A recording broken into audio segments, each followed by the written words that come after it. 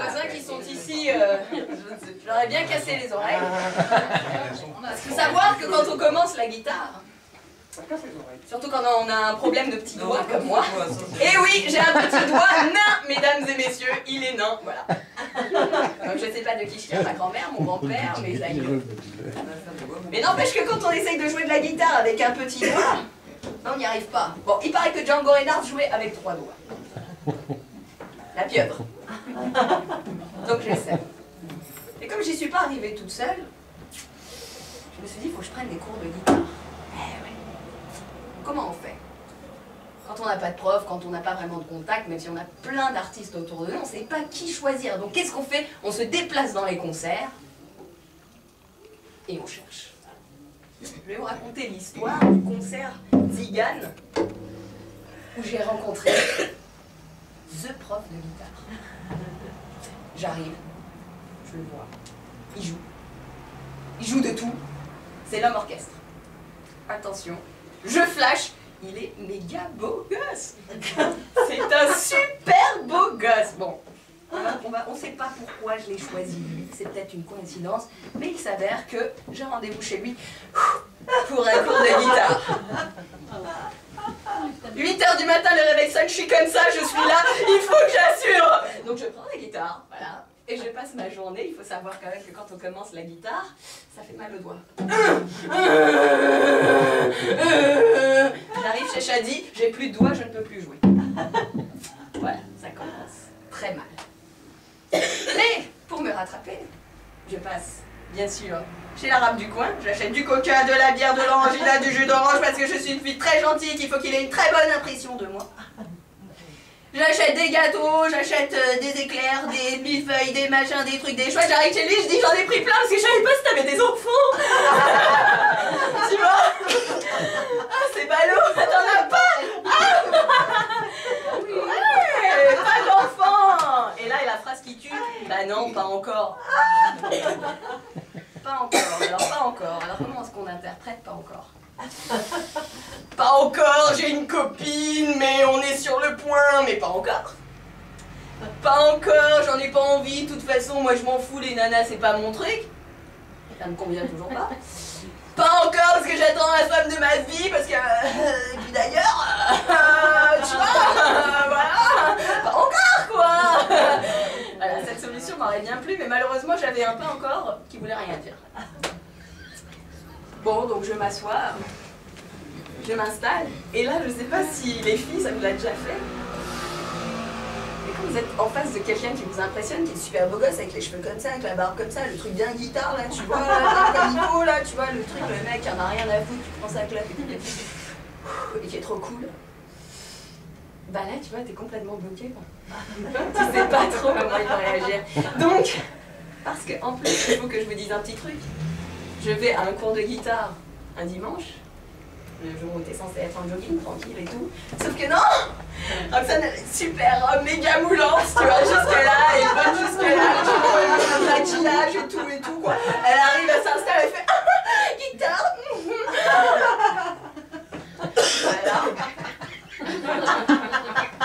Donc là, quand tu te dis de décroiser les jambes parce que c'est plus simple, tu fais bah non! Tu vois? Je vais te jouer un morceau. Donc là, il dit fais voir ce que tu sais faire. La phrase piège, tu vois. Donc là, tu dis je vais te montrer, mais en même temps, tu me juges pas, s'il te plaît. Et là, tu lui fais les 3 accords que t'as répété toute la journée et tout, et t'as plus de doigts et t'appuies comme une malade et tout, tu vois, ça te donne envie de faire pipi, mais tu tiens. Tu vois. Et là, t'as ton prof qui regarde et fait pas mal, pas mal. Toi, pendant ce temps-là, t'es en train de regarder partout s'il y a des photos avec des gonzesses, s'il y a des chaussures de filles, s'il y a des machins, s'il y a des trucs, s'il y a des choses. Et là, t'entends un bruit dans l'arrière-chambre de machine à laver. Avec la gueule de mon prof de guitare, je suis sûre qu'il n'a jamais fait une seule machine. Et là, c'est la fin du monde, tu vois. Je te dis, mais il y a une nana, au fond, qui sort pas. Mais moi, si j'étais sa gonzesse, mais je serais sortie vite fait faire genre, salut, je vous laisse tranquille. Mais, bravo. Mais elle était pas jalouse, quoi. Elle sortait pas, je pouvais pas voir sa tête, voir la concurrence. En plus, je suis suis nulle parce qu'en plus, je prends ma guitare, je suis comme ça, j'ai les ongles pleins de vernis, il n'y a rien qui va. Et puis, je joue. Et puis, quand je le regarde, si tu veux, ça me bloque. Donc, je fais... Dès qu'il me dit un truc, je fais... C'est méga débile, en fait, quand t'es impressionné par un mec. Ça m'était pas arrivé depuis mes 15 ans, mais là... Et donc, lui, il joue, il fait, tu vois, tu fais ça, moi, je suis là... Je décide que je vais arrêter là parce que il y a un moment, l'heure est passée, c'est l'heure de rentrer parce que là je suis ridicule, je transpire dans tous les sens, le maquillage a dégouliné, voilà, il n'y a plus rien qui va. Donc je viens pour partir et là le téléphone sonne. Le téléphone sonne, c'est mon ami Marco. Et je me dis, on sait jamais, si la fille là-bas ne fait pas l'affaire, il faut quand même que je me rende complètement irrésistible. Donc le téléphone sonne, ça fait bip bip bip, je fais excuse-moi. Je prends le téléphone et je fais, oui chérie. Marco il hallucine total, il fait comment ça chérie? Je fais chérie, je peux te rappeler plus tard. Parce que là je suis occupée, je fais mon cours de guitare. Et là je regarde mon prof et je fais attends je te rappelle parce que je suis super occupée. Et je raccroche et je fais il s'impatiente.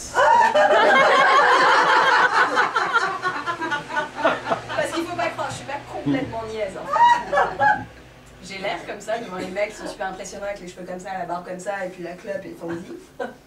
Mais à la base, moi je suis une nana, je suis cool quoi. D'ailleurs, j'ai bossé dans les restos. Hein, quand t'as bossé dans les restos, t'es pas complètement niaise parce que si t'arrives devant le client, tu fais ça le fait pas du tout.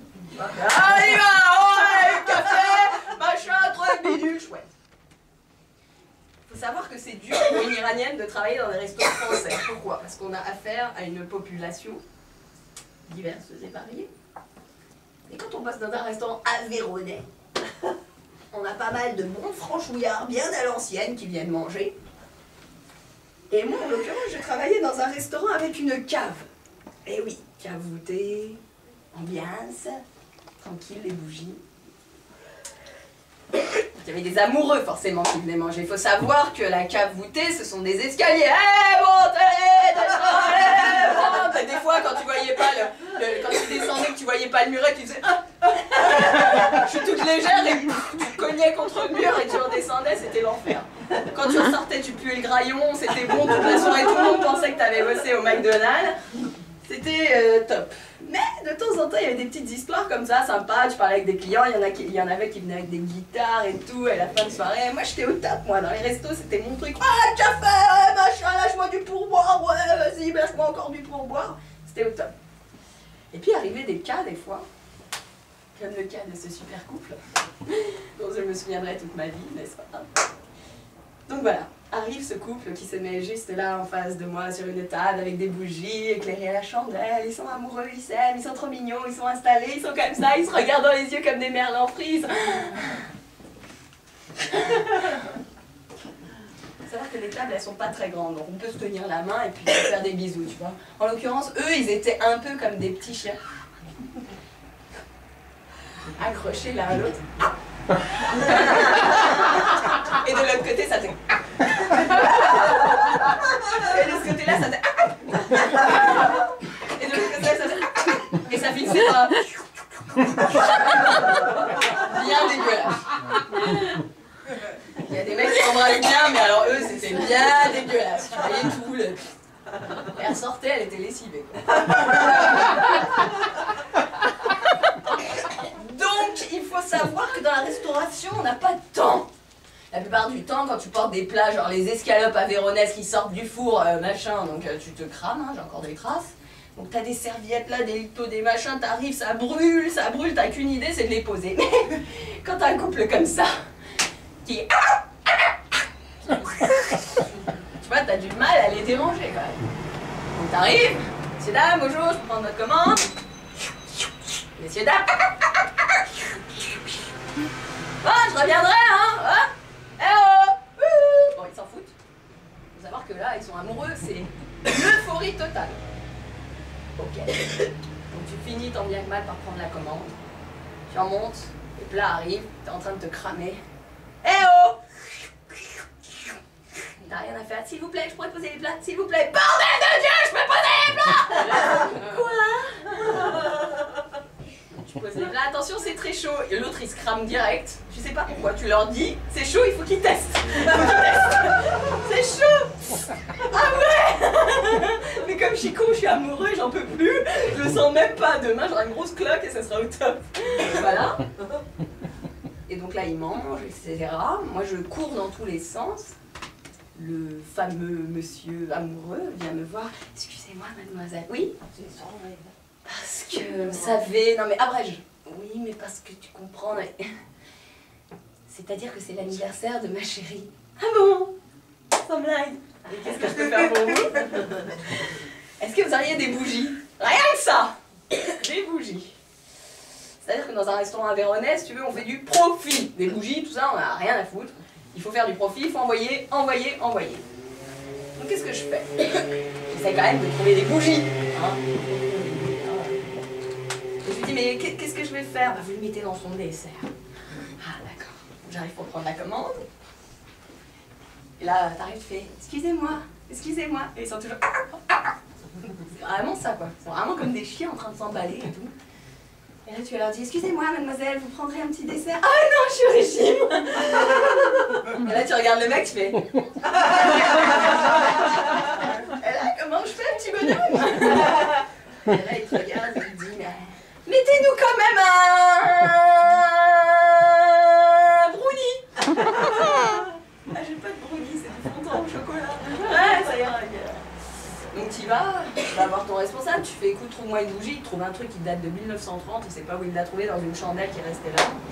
Clamé dessus, sur le fondant qui s'éventre bien sûr, c'est pas grave. On s'en fout, c'est dégueulasse, c'est moche, mais c'est l'anniversaire. On y va, on appelle tous les serveurs, on éteint la lumière, on arrive. Ça nous saoule, et pendant ce temps, il y a des clients qui partent sans payer, ils ont rien à foutre, et nous, là, ouais, c'est parti quoi. Joyeux anniversaire. Joyeux anniversaire.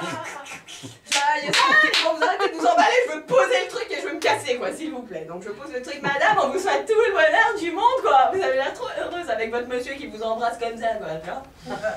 Donc là, tu te casses. C'est bon, t'as fait ton taf, t'as 50 € de pourboire. Ah oui, au moins. Donc tu pars et tout, etc.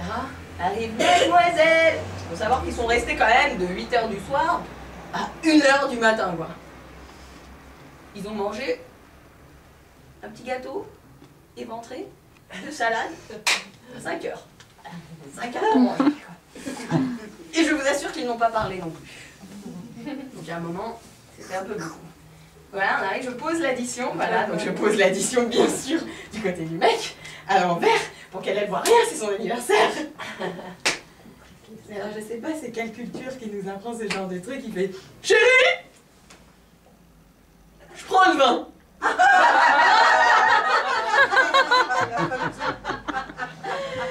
Je regarde, il fait « Vous divisez en deux, mais le vin c'est pour moi parce que c'est son anniversaire. » Mais... c'est son anniversaire. Tu sais la bougie. Tu sais le truc, t'as profité de son corps, de sa bouche, tu lui as refait le visage et tout. Eh ben non. On partage. Je sais pas si vous êtes d'accord avec moi, mais je fais une réflexion. Je sais, on n'a pas le droit et tout, mais il y a un moment, si tu veux, ça te pousse là, et t'as fait... T'es obligé de le dire. Voilà, je fais, mais monsieur, c'est son anniversaire, vous allez lui offrir le repas. Quand même, du schnock, pauvre con. Radin, c'est une merde. Et alors? Et là, il me dit, mademoiselle, je ne vous permets pas ce genre de réflexion. Hein, chérie? Et là, elle regarde, elle fait... Conne! Toi aussi! Mais toi... Mais respecte-toi! Mais ça, tu le dis pas. Et là, qu'est-ce qu'il fait, bien sûr? Il remonte voir mon responsable. Alors moi, je suis députée, j'ai fait l'anniversaire, j'ai dansé la lambada pour lui, j'ai kiffé, chouette. Déjà qu'il paye pas des trucs à sa gonzesse, alors mon pourboire, moi, je me le mets... Vous savez, quoi? Parce que c'est clair qu'il en a pas laissé. Et au final, il monte, il va voir mon responsable, heureusement, je l'avais tenu informé. Il va voir mon responsable et qu'est-ce qu'il lui dit? Il lui dit, la serveuse, franchement, faut la virer. Parce qu'il y a des gens, en plus d'être cons et machin, un truc, il est chouette, ils sont vraiment méchants. Hein. Et là, il y a mon responsable qui dit, c'est vrai, elle n'avait pas à le faire, mais monsieur, elle a raison. Voilà. La chute de l'histoire, c'est que pour une fois, dans un restaurant aveyronais, où tout le monde était profit, machin truc, bidule chouette, j'ai été quand même super supportée par mes responsables, qui trouvaient ça quand même hallucinant. Heureusement, en France, il n'y a pas que de ça. Hein, les qui payent rien, là. Alors, Nana, c'est un peu abusé. Donc, les filles, respectez-vous. Si ça vous arrive un jour, prenez l'addition, vous les mettez dans la bouche, de ma part. Hein, vous cassez, quoi. Hein.